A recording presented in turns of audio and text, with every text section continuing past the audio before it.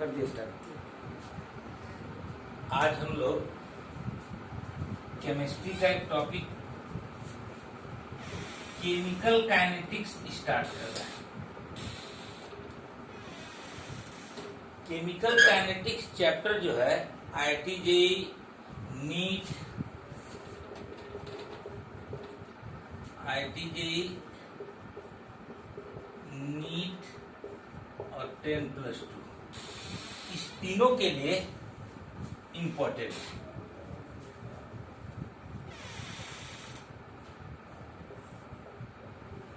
प्रत्येक साल IIT-JEE, NEET, 10+2 इस तीनों में जो है काइनेटिक्स से क्वेश्चन निश्चित तौर पे रहते हैं। अब देखिए, और इस चैप्टर से 12th बोर्ड में इस चैप्टर से 5 मार्क्स के क्वेश्चन है। 12th बोर्ड में इस चैप्टर से 5 मार्क्स के क्वेश्चन रहते हैं। तो हम लोग थोड़ा सा इसका केमिकल काइनेटिक्स हम लोग पढ़ते हैं तो इसका डिफिनीशन जान लेंगे। देखिए, ये दो वर्ड है इसमें, एक है केमिकल और दूसरा है काइनेटिक्स। काइनेटिक्स का मीनिंग होता है वेलोसिटी, स्पीड, मोशन, टर्म का मीनिंग दिया जा रहा है।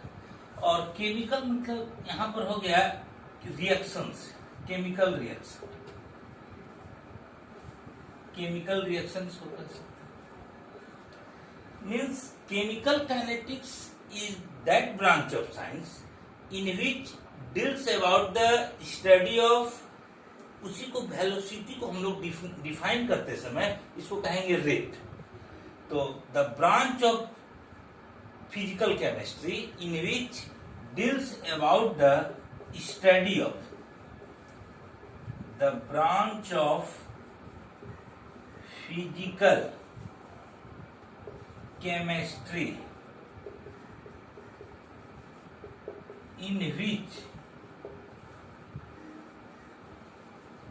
deals about the study of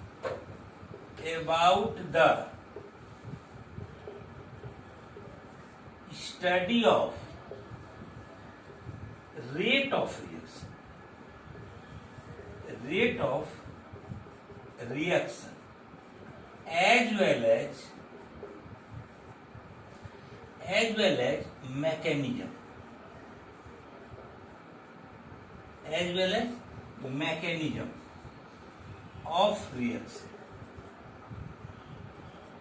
are called chemical kinetics. Chemical kinetics. तो आप लोग देखिए, एक बार फिर से हम इसको पढ़ देते हैं। ये केमिकल काइनेटिक्स को अगर डिफाइन करना होगा तो हम लोग ऐसे ही इसको लिखेंगे, the branch of physical chemistry in which deals about the study of rate of reaction as well as mechanism of reaction are called chemical kinetics. क्या मीनिंग हुआ? फिजिकल केमिस्ट्री का वह ब्रांच जिसके अंतर्गत हम लोग रिएक्शन के रेट का मीनिंग है उसके दर या वेलोसिटी का स्टडी करते हैं, और साथ ही साथ उस रिएक्शन के मैकेनिज्म का स्टडी करते हैं। अगर आपसे कोई पूछ दे केमिकल काइनेटिक्स से आप क्या समझते हैं, लिख देंगे the branch of physical chemistry in which deals about the study of rate of reaction as well as mechanism of reaction are called chemical kinetics.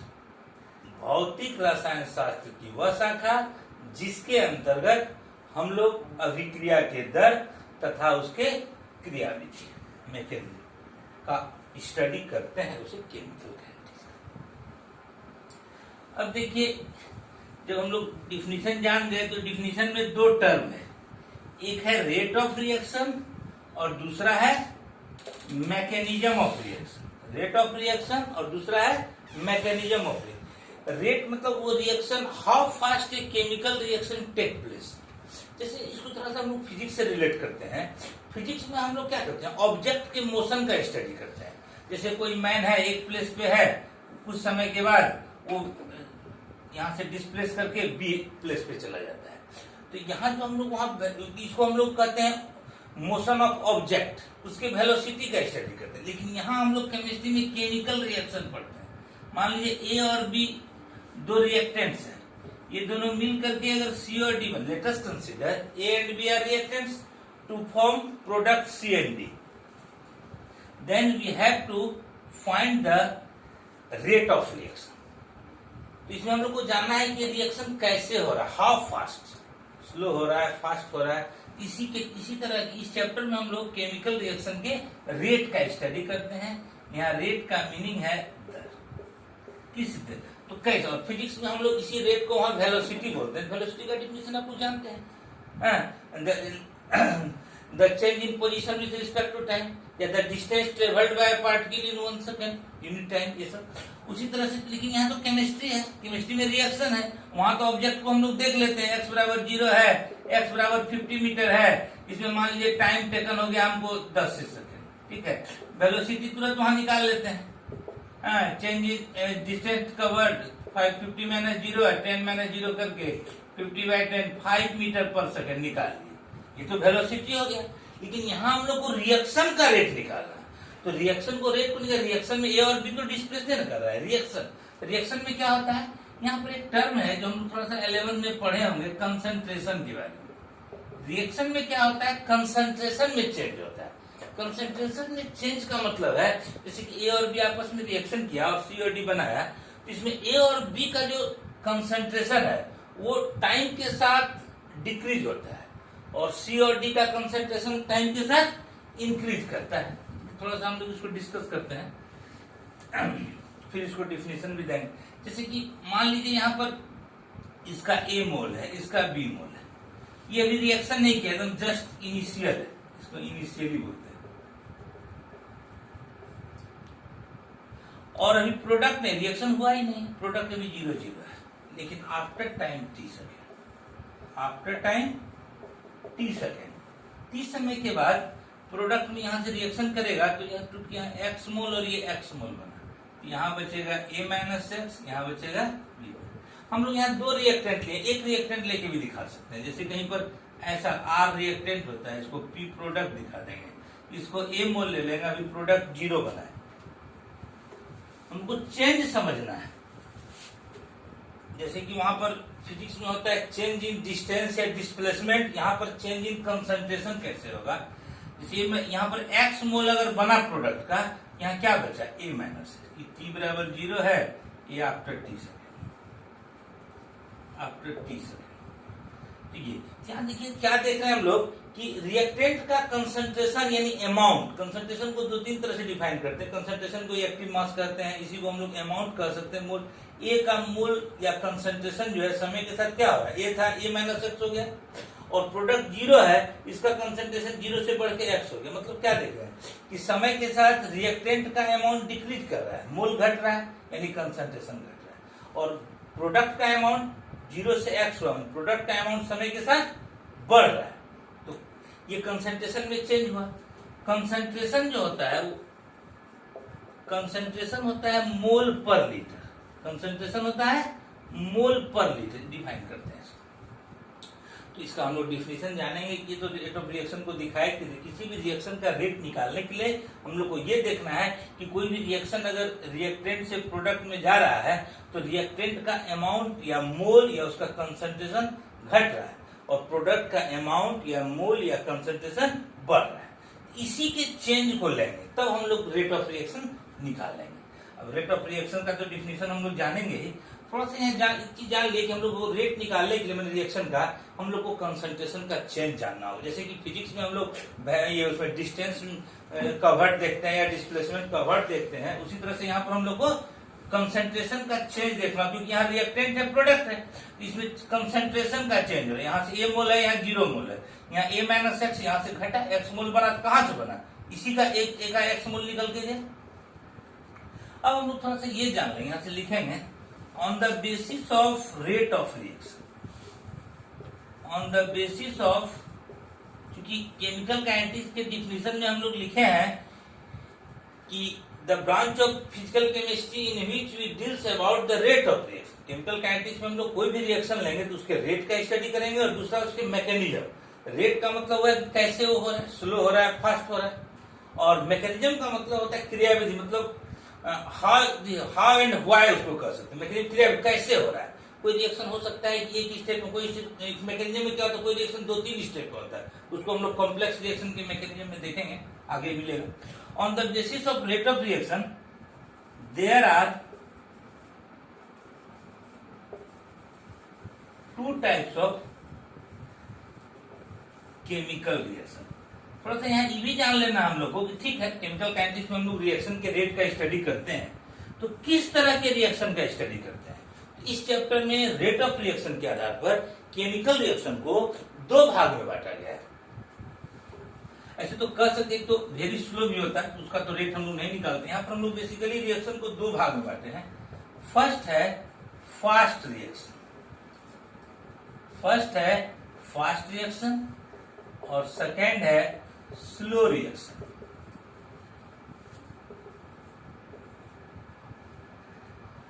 तो कोई अगर पूछ दे आपसे कि what do you mean by slow and fast reaction, या what are fast and slow reactions, तो थोड़ा जान लेंगे कि फास्ट और स्लो रिएक्शन क्या है और किस तरह के रिएक्शन का रेट हम लोग निकाल सकते हैं। एक चीज थोड़ा सा जान लीजिए कि फास्ट रिएक्शन का रेट हम लोग इस चैप्टर में डिटरमाइन या नहीं कर सकते, ज्ञात नहीं कर सकते। क्यों? उसका कारण है। अगर आपसे कोई पूछ दे फास्ट रिएक्शन को कैसे डिफाइन करेंगे, तो थोड़ा सा लिख लेंगे, those chemical reactions which take place very fast are called fast reactions। तो कोई स्टूडेंट कहेगा सर हम लोग कैसे जाने, कोई रिएक्शन कहीं लिखा हुआ है, जैसे कि कोई भी सब्स्टिट्यूशन रिएक्शन, एडिशन, ऑर्गेनिक हो, इनऑर्गेनिक हो, अमोनिया का एक फॉर्मेशन होता है, N2 reacts with H2 to form NH3, तो कैसे जाने, थोड़ा सा इस पर हम लोग गौर करेंगे। तो those reaction will take place very fast are called fast reactions. उसके बाद the rate of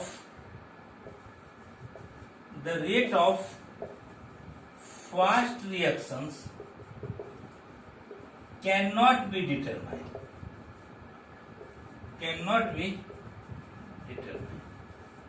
in this chapter since all ionic reactions are fast। पहचान का भी एक तरीका हो गया, कैसे जानेंगे कोई रिएक्शन फास्ट है। अगर कोई रिएक्शन लिखा हुआ है, जनरली आयनिक रिएक्शन मतलब इनऑर्गेनिक रिएक्शन, अभी देखेंगे एग्जांपल में। Since all ionic reactions are fast, so the rate of ionic reactions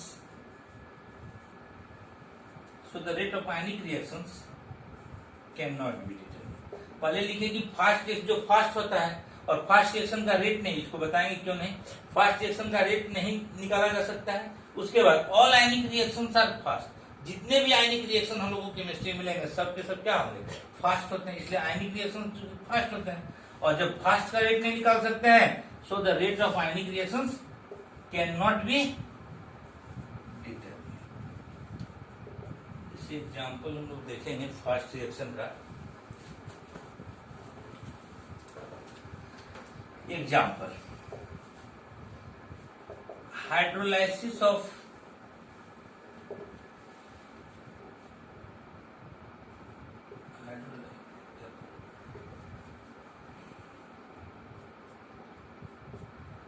जैसे पहले हम लोग इसी को लेते हैं, AgCl है सोल्यूशन फॉर्म में, Ag प्लस Cl माइनस, ये आयनिक रिएक्शन है। उसके बाद एसिड बेस रिएक्शन, जैसे NaOH plus all acid base reactions are fast या ionic, NaOH plus HCl, NaCl plus water. ये एक आयनिक रिएक्शन है, नेचर से देख के हम लोग पता लगाते हैं सब इनऑर्गेनिक। अब ये रिएक्शन क्या है, फास्ट है। इस तरह के रिएक्शन का रेट हम लोग नहीं निकाल सकते।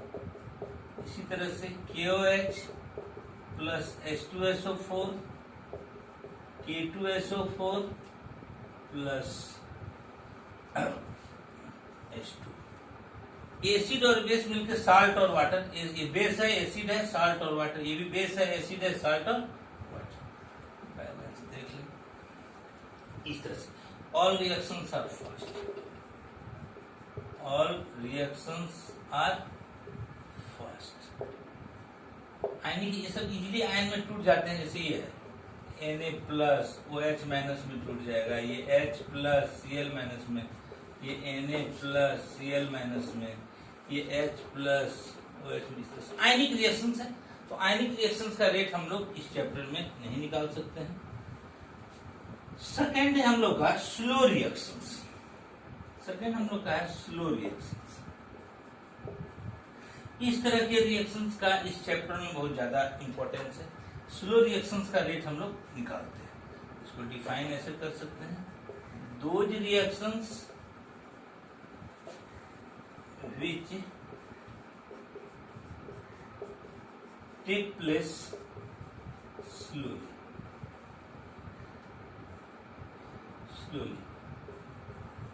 are called slow reactions। इसको हम लोग मॉडरेट रेट या मेजरेबल रेट भी कहते हैं। उसके बाद since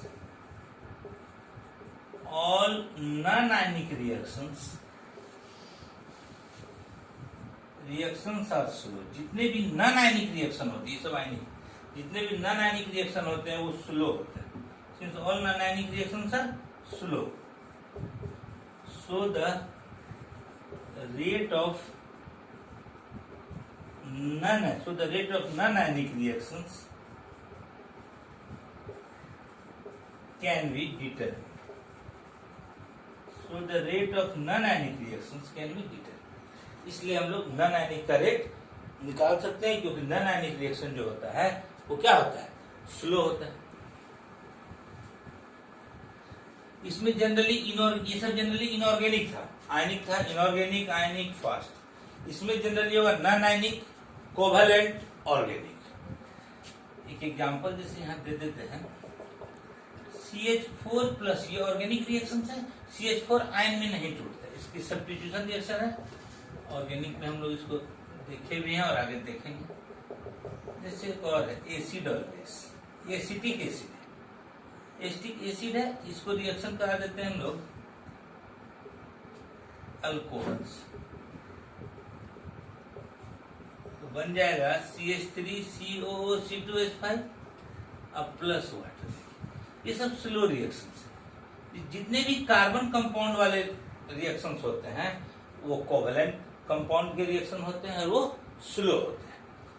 all are slow reactions, all are slow reaction. इस तरह के रिएक्शंस का हम लोग रेट निकाल सकते हैं। इस तरह से ये स्लो और फास्ट रिएक्शन को हम लोग डिफाइन किया। आप लोग इसको घर में एक बार स्टडी कीजिएगा, फिर नेक्स्ट क्लास में हम लोग इस पर और चर्चा करेंगे।